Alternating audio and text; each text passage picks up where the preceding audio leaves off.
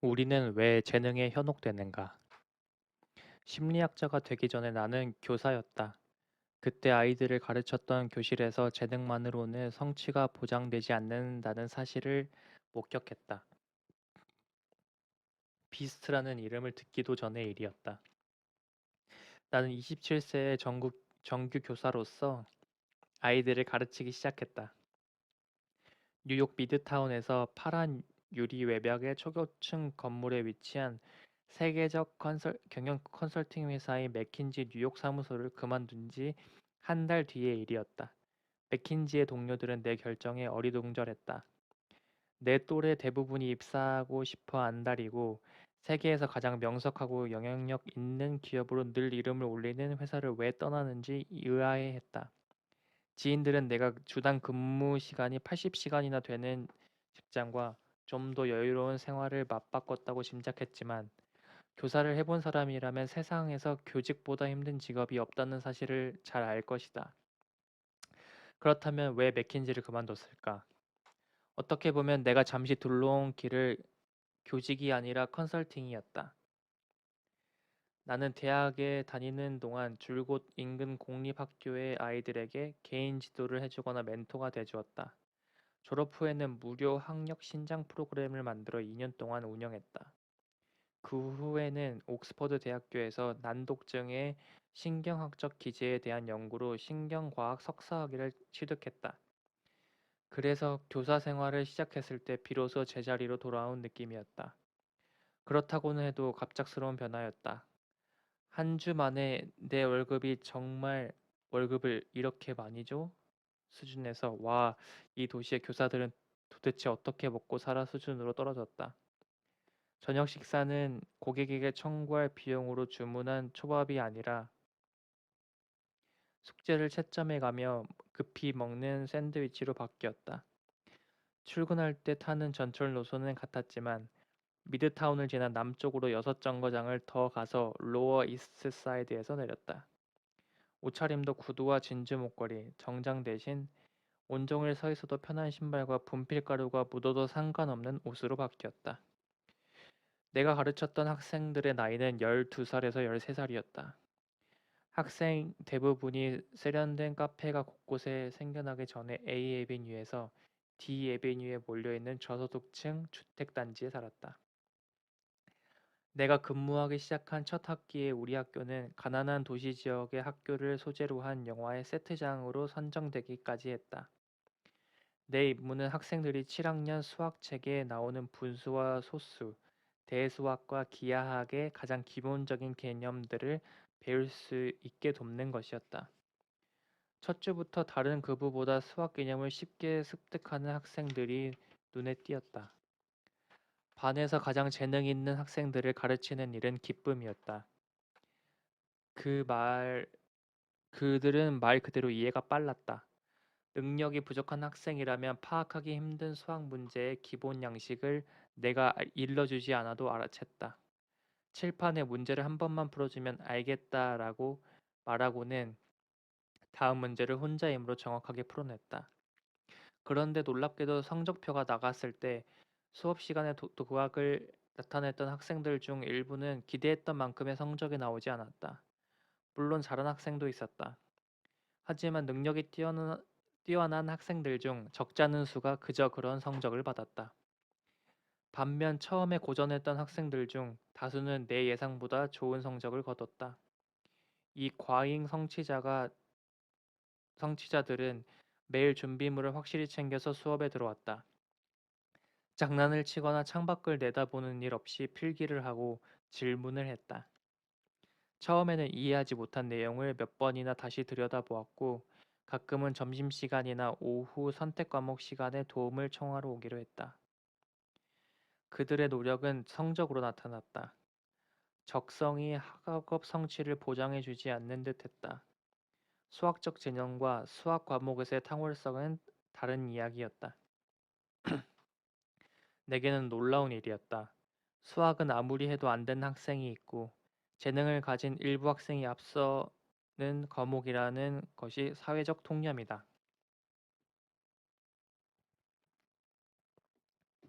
솔직히 나도 그런 가정을 갖고 첫 학기를 시작했다. 수학을 쉽게 이해하는 아이들이 당연히 그부들을 계속 앞지를 줄 알았다. 사실 수학적 재능을 타고난 아이들과 나머지 학 나머지 아이들의 성적 차이는 시간이 갈수록 벌어지리라고 예상했다. 나는 재능에 현혹되어 있었다. 그러나 시간이 지나면서 어려운 질문을 스스로에게 던지기 시작했다. 한 단원의 수업이 끝냈는데도 개념을 명확히 이해하지 못하고 고전하는 학생들은 시간이 좀 더 필요했던 것일까? 수업 내용을 더 잘 전달해 줄 다른 설명 방식을 찾아야만 했을까?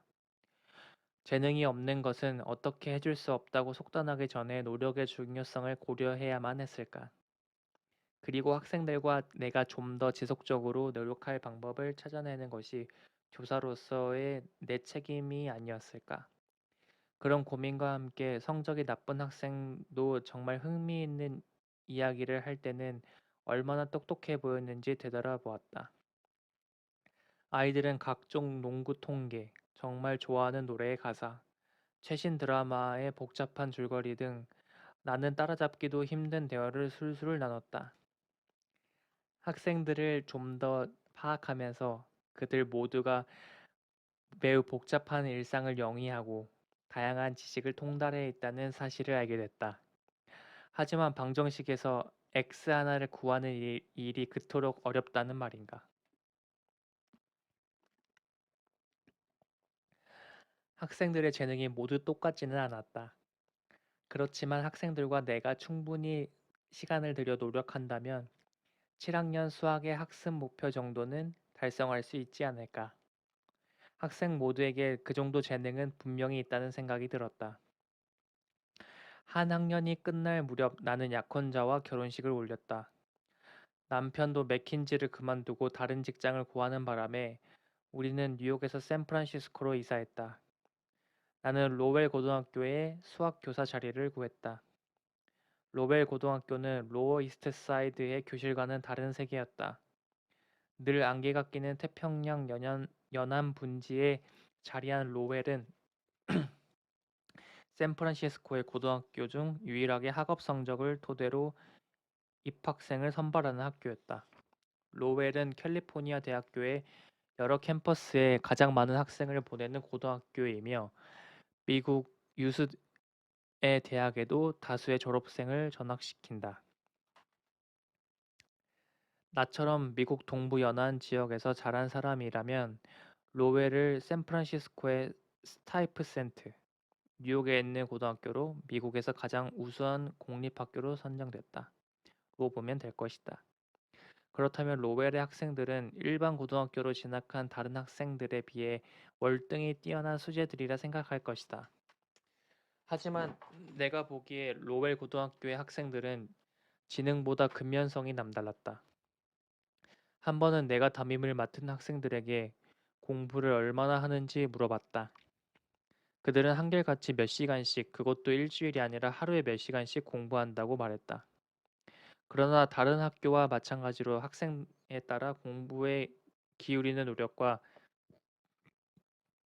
성적은 편차가 대단히 컸다. 뉴욕에서 확인했듯이 수학적 이해력이 뛰어나서 성적이 좋을 것으로 기대했던 학생들 중 일부는 그부들보다 뒤처졌다. 반면에 열심히 노력하는 학생들 중 일부는 시험은 물론 쪽지 시험에서도 늘 최고의 성적을 받았다. 데이비드 르엉도 그렇게 열심히 공부한 학생들 가운데 한 명이었다. 르엉은 9학년 대수학 수업을 들었다.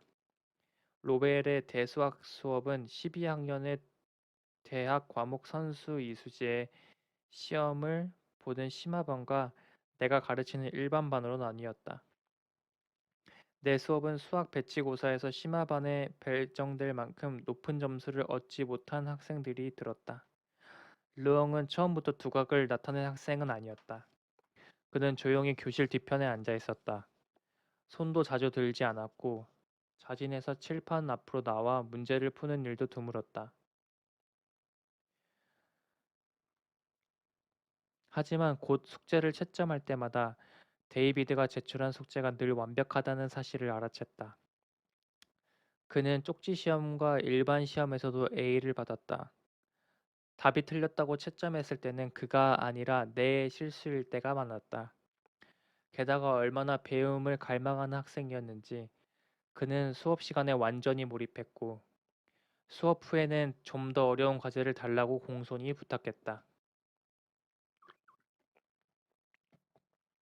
나는 대체 이 아이가 내 반에서 무엇을 하고 있는지 의아해지기 시작했다.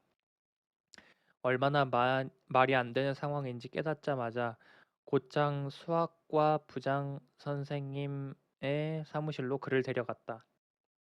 상황을 설명하는데 시간이 오래 걸리지는 않았다. 다행히 부장 선생님은 요식 절차보다 학생에게 더 가치를 두는 현명하고 훌륭한 교사였기 때문이다. 그녀는 르엉을 내 반에서 심화반으로 바꾸는 서류를 바로 작성해 주었다. 나는 훌륭한 학생 하나를 잃었지만 심화반 교사는 훌륭한 학생을 새로 얻었다. 물론 르엉은 심화반에 간 뒤로 성적에 기복이 있었고 전부 A를 받지도 못했다. 선생님 반에서 심화반으로 옮긴 뒤에 다른 학생들보다 약간 뒤처졌어요. 그가 나중에 말했다. 그 다음 해에 들은 기하학은 계속 어렵더라고요.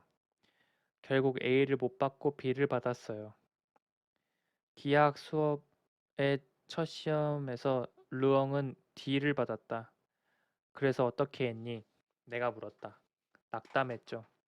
정말 실망했지만 그 일을 곱씹고 있진 않았어요.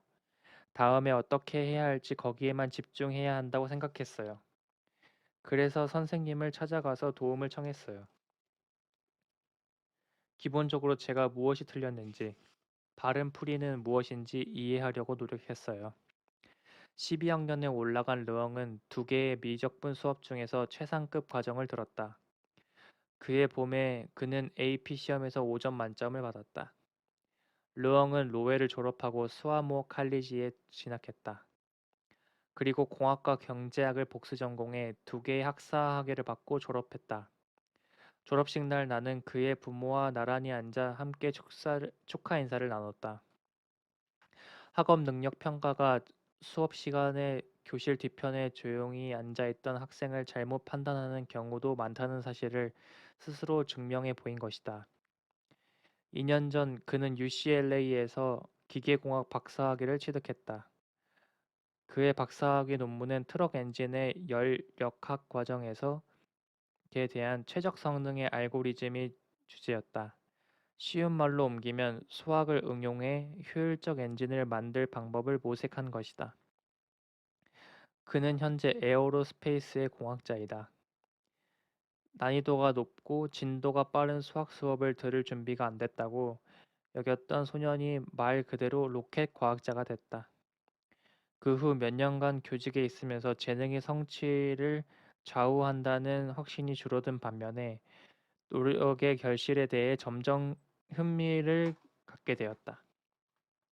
그 수수께끼를 깊이 파헤쳐 보기로 결심한 나는 결국 심리학을 공부하기 위해 교직을 떠났다.